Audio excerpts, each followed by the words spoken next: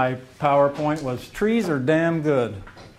And we were just going to show you some of my favorite trees from around Lincoln and the state. And if any of the Lincoln people are here, Mark, you tell them I said this. I love Lincoln's trees. We work harder at it in this city than anywhere else in the state, I think. And it's a shining example of mostly good tree care. I get to visit communities all across Nebraska, and they're jealous of Lincoln's trees. So tell them I said that. Tell Bob I said that. I will. Pass it along. We appreciate it.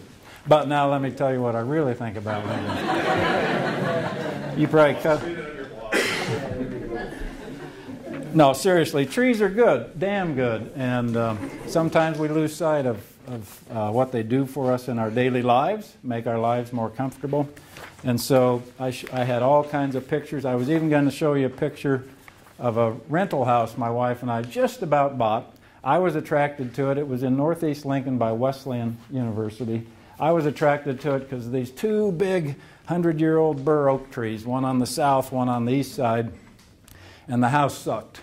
But I still wanted to buy it. My wife and I, our kids are ready to leave the nest. They're in their 20s. They're ready to leave the nest, so we saw an opportunity to buy a house as a rental and take some of their money and profit from them. And so that's what we were doing a couple of years ago. In this house in Northeast Lincoln, these two big, beautiful bur oaks were there. And I loved it. And I said, let's try and buy this house. And we got inside the house, and it was a disaster. So we didn't buy the house. Whoever bought it took those trees down. And, you know, they were trees with trunks this big around, bur oak, shading the south side, shading the house next door. And so as much as we celebrate trees, I sometimes wonder why some of us see it so passionately and others just see it as something that's in the way. Does anybody? I don't have any deeper thoughts for how that works, but let's keep celebrating trees. And so maybe I'll just say this. Plant a lot of trees. Plant good trees. Plant them in the right spot where they're wanted. Plant good, healthy, high-quality trees. Take good care of them. As Bob said, let's quit killing them with lawn care. And then we'll all hold hands and sing Kumbaya around our trees, and life will be better. How's that for a quick tree discussion?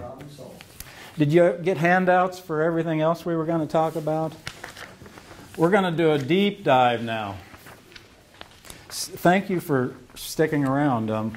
This is the 6th tree care workshop that I've been involved with in the last 3 weeks, and we've done this biodiversity roundtable at the end of the day at each one of them, and there hasn't been more than 8 or so people stick around. So I wasn't prepared. If we ran out of cookies and stuff, I apologize. This is a nice group of people to stick around and help us think about sustainability in a little deeper level. I hope you took your medication, because I'm serious about getting a little depressing here with some of the statistics in front of us as the species of humanity. I think we're headed, if you get enough beers in me, I think we're headed for a serious crash as a human species, and I think the best that we can do is extend our time on Earth. We're not going to stop this crash. Does that sound terrible? We're going to talk about some of the statistics here. I don't have a PowerPoint, so I handed out that brief PowerPoint. I hope I'm wrong about this, but all the evidence stacking up, and then to listen to the political debate, oh my Lord, seriously, this makes me cry at night sometimes if I've drank too many beers. The political conversations in this country don't address any of these issues. Sustainability, water quality, clean air, climate change, how do we sustain biodiversity?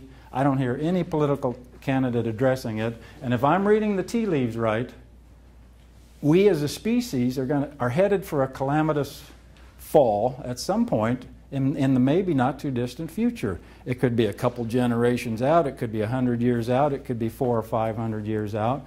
But it's hard to know when we've reached this tipping point of too many people on a planet with limited resources. Okay, is everybody happy now that I brought this issue up? Are you ready for a beer? Are you crying over here? And we thought at the statewide arboretum and our cohorts, I'm really pushing this because I feel like I've got maybe 10 or 15 years left, not to live. I hope I get to live longer than that, but to profess things professionally. And I want to be a part of a group that shines a light on these issues and not shy away from climate change, biodiversity collapse, all the issues that are confronting us as a species. These are big things to address. Holy cow, geopolitical things. Our countries can't get along. Terrorism, another attack in Belgium yesterday. These kinds of things. Economics are going to have to change at some point, and we're just going to have to find a way to get along together better, let alone dealing with the environment. So a lot of days, I don't think we're going to get there. I don't think we're going to get there in a meaningful way anytime soon. And I hope I'm wrong about that. And I want all of you guys to challenge me to say, Justin, you're full of crap. Humans are cool. We're going to figure this out. But the time I have left on this planet, I'm going to jangle that bell and say, let's be aware of this, people. Let's work for a better outcome. Let's hopefully extend our time here on the planet. And if that's too deep, I apologize, but I think it's important that we have these conversations. I don't want to preach. I'm not a fan of preaching in any way. These are just cumulative thoughts that I've had looking at these issues over the last 15 or 20 years, dealing with it in an environmental sense. We don't want to preach. We want this to be a conversation. So I passed out the white sheet that was PowerPoint slides just on the topic. I passed out the gray sheet, which is a little bit of a survey. If you have time today, I would appreciate your quick thoughts on these survey questions, or you can email it to me or just take a picture of it and send it to me by phone.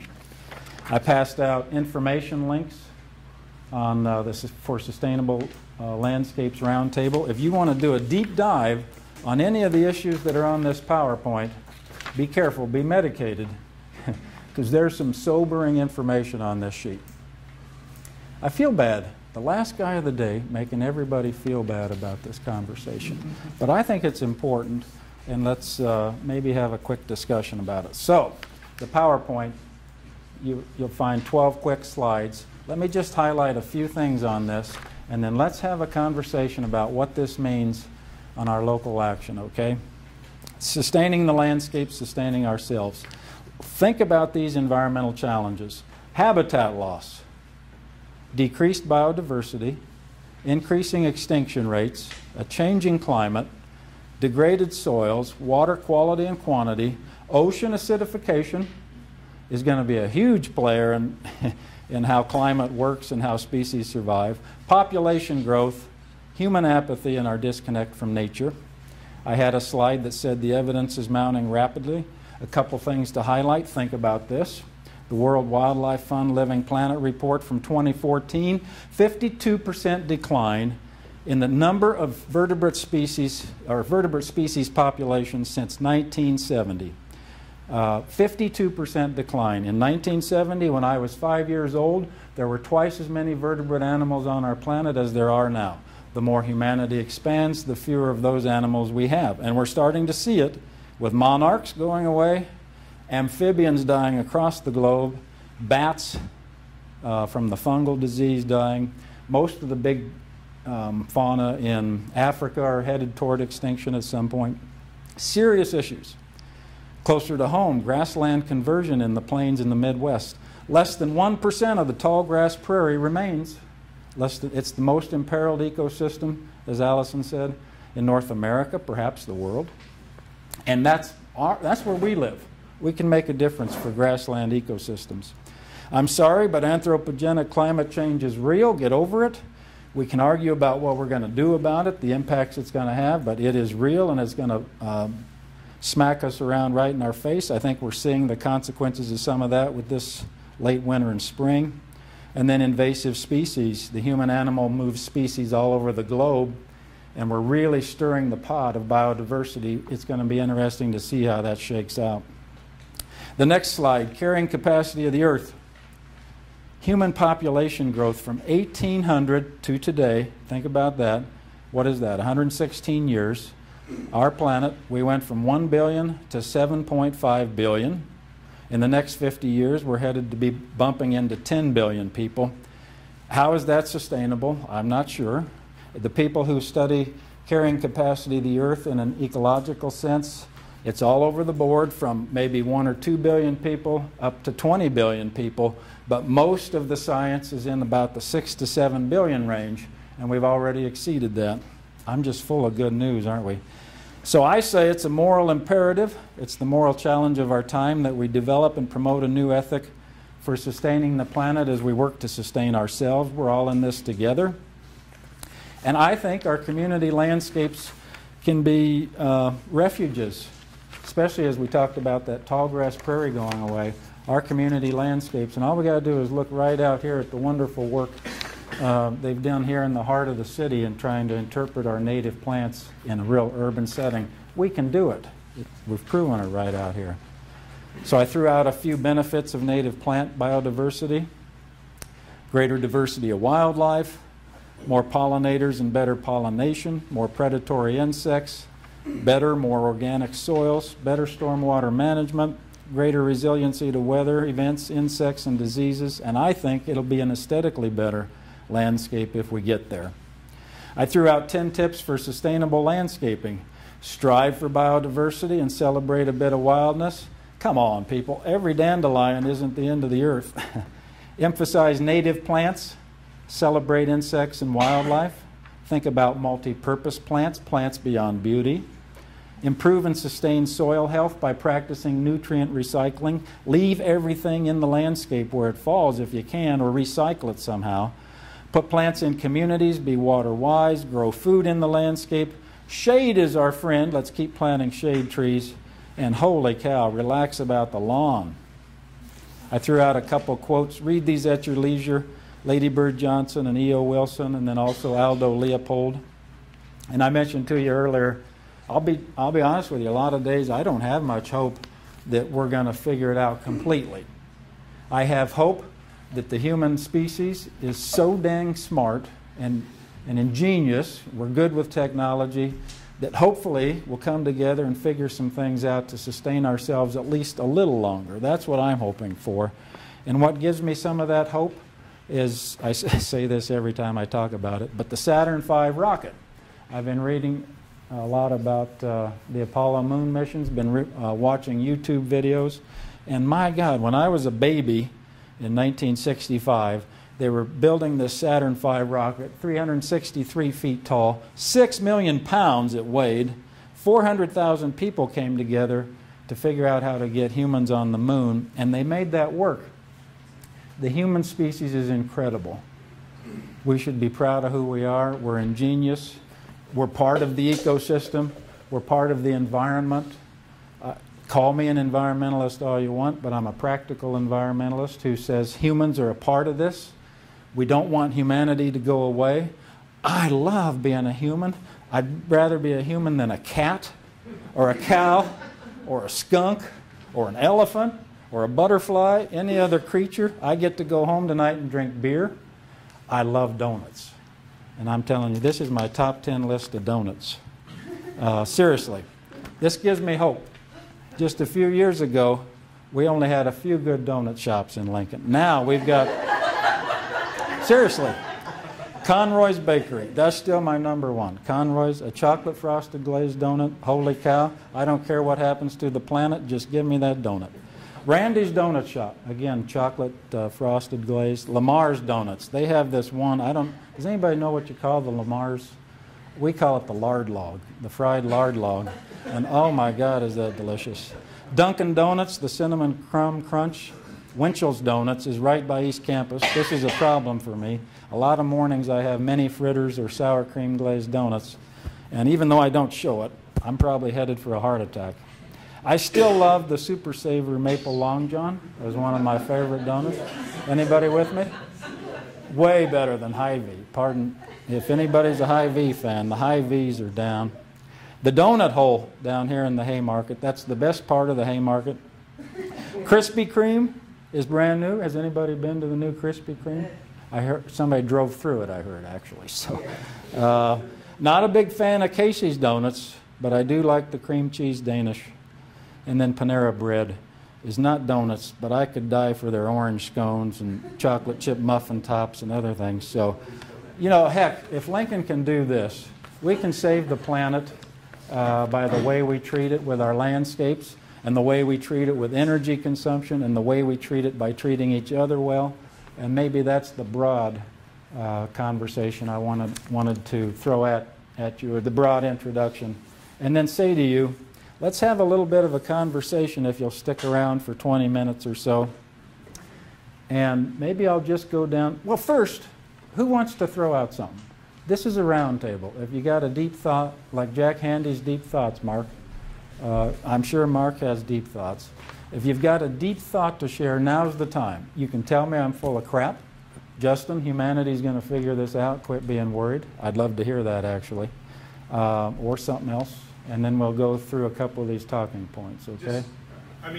We all come from different backgrounds. Some of us work for the city or the state, university, private businesses, whatever. What are some things? I know from the city level, we've done things to try to make changes, and that can work and so forth. But what about an individual just by themselves? That seems sort of like an overwhelming, issue. How does an individual, actualize and take action to make something happen? I'm glad you said that. I meant to say this was that I wanted to take this big, depressing global look because I wanted to say we can only act locally in our own landscapes and the places we work, and we're doing a good job of that, those of us in this group. So your comment or question is right on target. We can only act individually and locally, and maybe by how we vote, hint, hint, but let's think about that. The other thing I wanted to say here, too, was right up front, the reason we're having these conversations is the statewide Arboretum, the group I represent. A lot of this is my opinion, but the statewide Arboretum wants to know, should we be talking about climate change? Should we be talking about biodiversity collapse? Should we be talking about native species versus non-native species? Should we be talking about some of this stuff? Or does it turn everybody off? Those kinds of things. So, yes? I think we should teach the younger people within our area about nature and about trees and about plants and how important they are, because I don't think the apathy is because they didn't grow up with that. They don't know. But if we can teach anyone in our influence area that's young. Yeah. Yeah, you're saying young people don't connect like they used to. I feel that same way, like we've lost a couple generations. Our great-grandparents probably knew trees from each other because they had to cut the firewood and figure out what grew and sustain themselves, and we lost that. It's part of modern culture. It's tough. I'm with you. We need to educate the people, but yet I don't know how you make that happen. Nicole. The problem with that is kids don't play outside anymore. They have video games. They have so many channels on TV. I know, I agree, but there's a lot of them that really don't go outside and play. They don't, I play outside all the time. Yeah. So I love what I do. Right. But kids nowadays don't, and they don't have the time to go outside either. They're in every activity that they can be in. They're in every they're sport, structured. Every after-school activity. They've got friends doing this and doing that, and they are in everything. They have no time to even have that time to really connect with nature. Julie's kids get dirty. I think within that context, though. Thanks for coming, guys.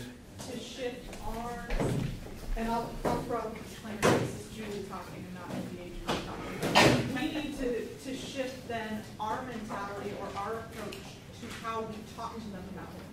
Because, I've got small kids, I'm involved with a lot of things with kids, and we, it's easy to take the Girl Scout trip out and do something with nature because that's directly tied into the curriculum on that.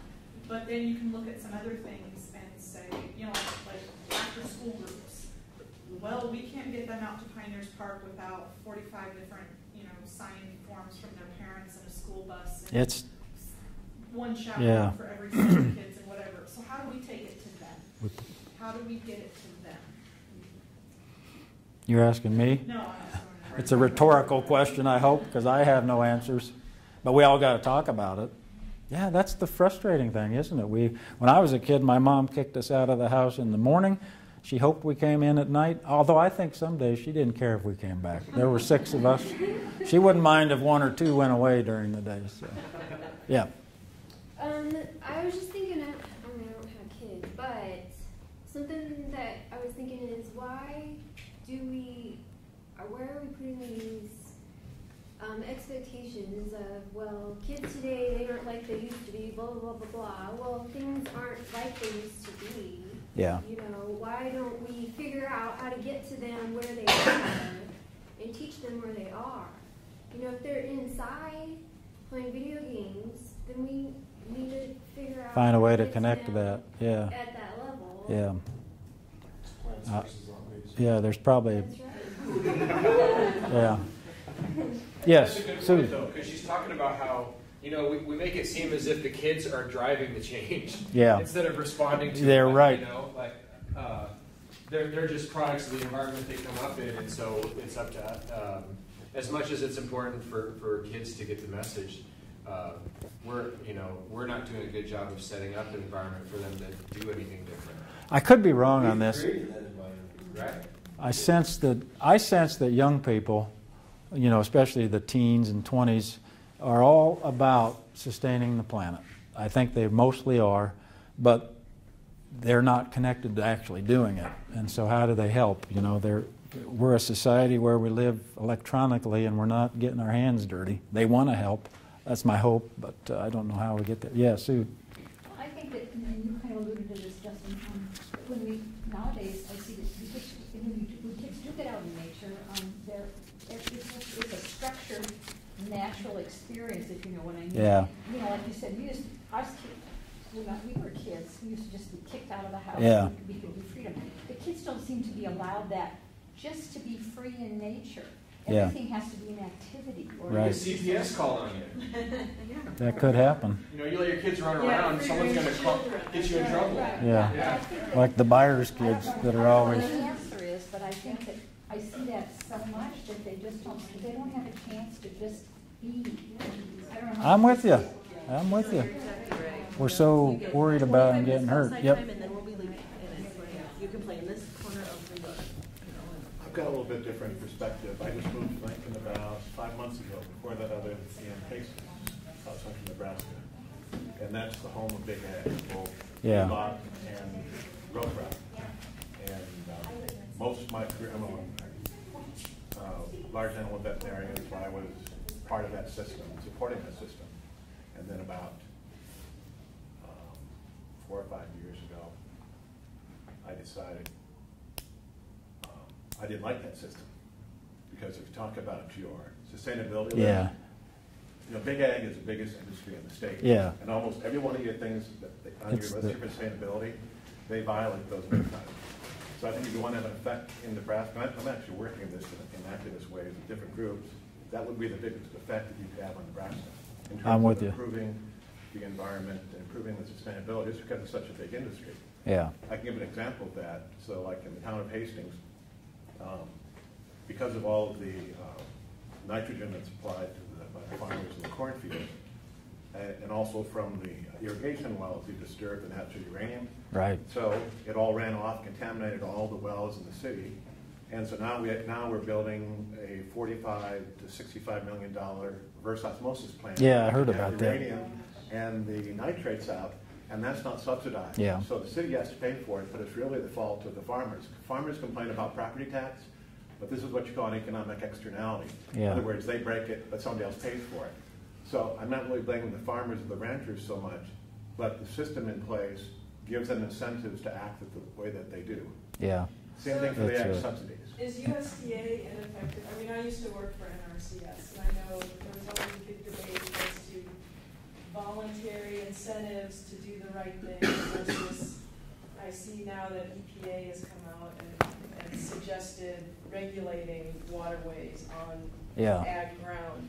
And I struggle with this all the time working in the construction industry because the requirements we're held to on a construction site as far as sediment and erosion control. Yeah. And these guys I'm trying to convince to do the right thing can just point to all the soil running Moving. onto our project that's going to be our problem if EPA comes and visits our project. They're going to fine the state. Yeah, that's an For what's economic going on. externality. You have somebody So- else's. So, but I mean, I know NRCS has tried for years to go the voluntary route. Yeah. You know, but is it working? Is it time to give that up? Should ag be regulated? I mean, I don't have an answer, but I just wanted to round out the discussion a little bit. I think ag has to pay the true cost. That's what I think. I mean, actually, my daughter runs an organic farm. A CSA, actually, she's got 80 customers in Hastings.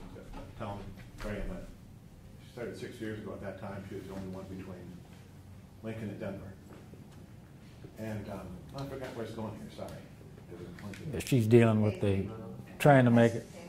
Yeah, so she said organic food isn't expensive. It's actually the true cost, because it's not subsidized. That's right. Yep. So if we took away the subsidies, and also look at the price of that cheap food that's very expensive. You know, because it's very strongly linked with obesity and diabetes and heart disease and, you know, especially all the processed foods. Yeah. So there's actually a lot of bad things that happen to people because of this big ag system. Not only environmentally damaging, but also human health. And anyway. I'm with you 100%. I think a few farmers could have a bigger difference than almost any community because they own the acres. Yeah. They're at a disadvantage because of it, you know, the way the economics stack up. I came from the farm. Agriculture is the lifeblood of Nebraska. These discussions aren't really about agriculture, but it is the big elephant in the room. And we're not here to address it today. I'd love to go drink some beers and have a deeper discussion on agriculture, especially with my brother, who thinks that we're already way over regulated on agriculture. So I don't want to ignore this topic. I would just say, maybe for us in this room, we all know people who farm. Most of us come from the farm. We have conversations with farmers, and it starts here. You know, they got to feel it in their heart, and then maybe they can find a way to make changes. There are conservation corners via Pheasants Unlimited. There are NRCS programs. There's Conservation Reserve program. There's ways to get it done, but they got to have it in their heart, and maybe we'll just leave it, because I don't want to dump on farmers today when we're trying to. I'm not and I know you're not. Farmers, but I'm dumping on the incentives yeah. to make them act that way. I'm with you. We all respond to incentives, so I can't really blame them. No. I might do the same thing if I was in a boat, actually. I do have this thought, and I ask every farmer and egg person I run into, are the economics really that hard that you need that last 6 rows for corn, that you couldn't have left the plum thicket, that you couldn't have 5 acres for conservation? Actually, I just heard, well, a friend of mine who's actually big ag, he's got a 5,000-acre corn and bean, and he's on contract with another guy who farms it, so he can't change the system he'd like to. I think he said UNL did a study last year where they looked at a low-input system where your yield goes down, but your costs go way down too, so actually the profit was either higher or similar. Yeah. So you don't have to rely on the intense high inputs. I mean, that's the model everybody works on, but you really don't have to do that. If you decrease your inputs, you don't need to produce as much. Yep. And maybe the net is the same. So I think that's the kind of the thing that you... Yep, I'm with you. That sounds good. And how many of you were at the Monarch and Pollinator Summit a few weeks ago? Yeah, was it eye-opening to you guys about how farm ground used to be good monarch habitat? Corn and soybean ground used to be good monarch habitat, but now it's not because all the milkweed's been sprayed out. It used to survive a little bit. Well, I can tell you this, my daughter has 9 beehives in Adams County. In fact, I got the ordinance changed because it was banned. The reason they changed it because it was legal in New York City, so it's hard for Hastings to deny it. But you can't grow bees in Adams County because they're going to get killed by the sprays. So actually living in New York City is more safer than it is to live in rural Adams County. Turn it around, Justin, and the urban areas may actually be a refuge. Yeah. Can act as a refugia for certain species because of what is going on in the countryside. Right on, sister. I'm with you. Our parks, our schools, our yards, and the parks are trying.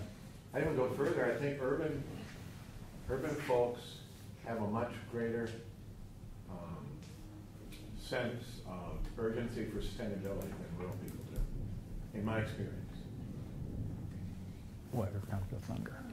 Which is a good thing because there's a lot more of them are urban than rural people. So from a political side, those people, they could sort of impose their will.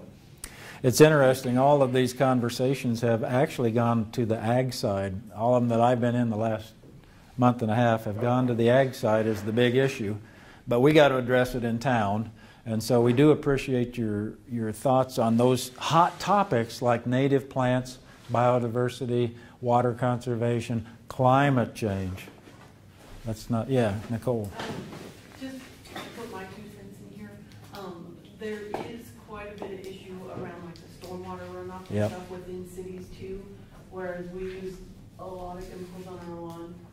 You know, like you said, that one dandelion is okay. Yeah. So there is issues around the stormwater thing too within town. That's right. You gotta think about both sides of that. And it's a 10-to-1 greater use of pesticides and fertilizer in urban areas than farm. Like per acre, you mean? Per acre, yeah. Right. Per We're acre. talking about farmers, but grass is actually the #1 farm crop in the United States. That's right, brother. What's the statistic on that? It's like 80 million acres or something like that. That's the most water used. Water use, 2012, golf courses amounted to 0.5% of the water use for the whole country. It was 1.5 million acres of golf course. In 2012, Yeah. 1.5 million acres. And you said something earlier that was interesting when you're talking about being a practical environmentalist. You talked about how we need to consider ourselves part of this Part whole of it. thing. And then the very next sentence was, I don't want to be a dog, I don't want to be this and that. And that's like human experience encapsulated right there. It's like we want it, but we don't. Yeah. But we want our cake and eat it too. Donuts. Donuts. We want our donuts, yeah. Yep. Yeah, that's tough. Yeah. How do you stay integrated with the rest of the natural system when you want to constantly innovate and,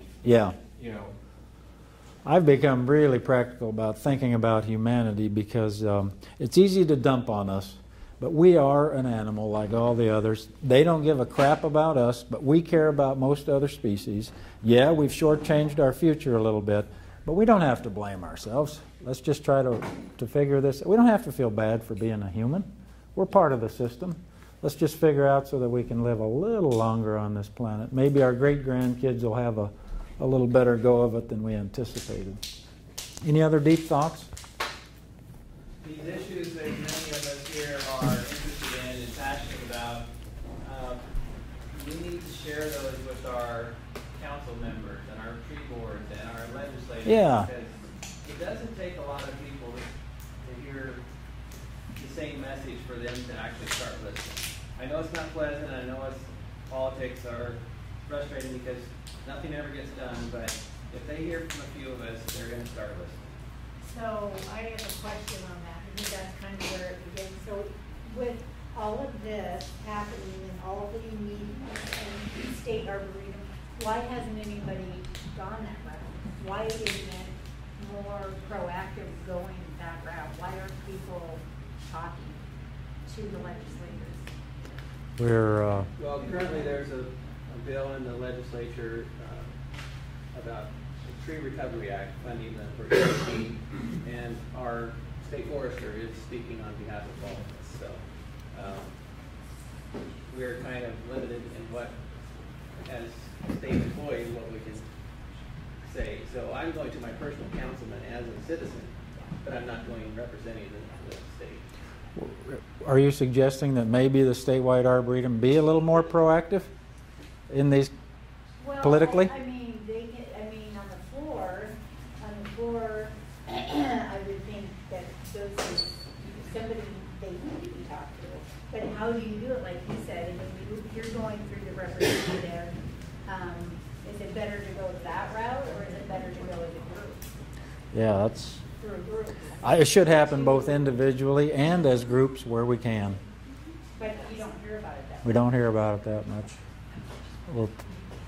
We're probably all underachievers in that part of it. But any other comments? I hear the thunder. Yes, what Heather. about adding, is there anything we can do for new covenances for new buildings when they go in, or new, Graham, you talked about down in Texas where they put in the covenants for any new property, they have to have California. 50% amount of shade or whatever. Right. What about new neighborhoods that they have to have green space that are filled with pollinators? It's not mowed, left unmowed, left for pollinators, left, things like that. Could we make some advances in that they? Yeah. Even if a third of those companies achieve that goal, it'd be great. You know, it doesn't have to be And as soon everybody. as somebody starts doing it, one of the big guys, usually they follow suit. They'll Yeah. start to see that and. Yeah, that's a good question. And would you expect that to be done voluntarily with economic incentives or forced via code and zoning? It's always a combination. What do they call those ratings? Or both, When yeah. they call themselves a green building or a Yeah. rating. And there is some sort of, Lead certification. and there's a certification for There's also landscape. now a new site program. Site program, yeah. We should probably be more involved in pushing that for Nebraska opportunities. Does Yeah. anybody ever take into consideration like the rooftop as a growing space? Richard Sutton does.